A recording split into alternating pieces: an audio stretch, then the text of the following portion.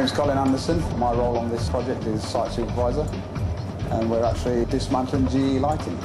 The building is actually a 7-storey building right on the side of the A10. We're actually 3 months into the project. Hopefully we'll be out of here April time.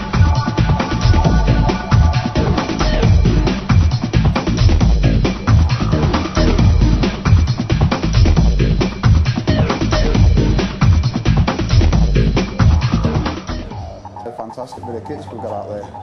A Cat 345 high reach, the Cat 385 high reach with extended high reach arm, and a Cat 320 with the small arm loading out.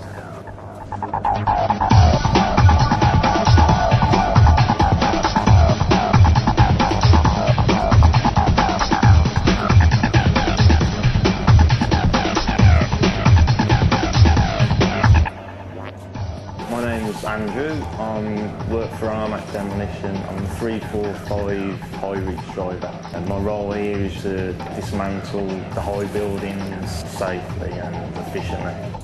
I would say the 345 is an outstanding piece of kit. In its weight class, probably the best, I would say. Good visibility in the cab. One of the biggest keys is to be able to see clearly what you're doing, and it's well designed for that.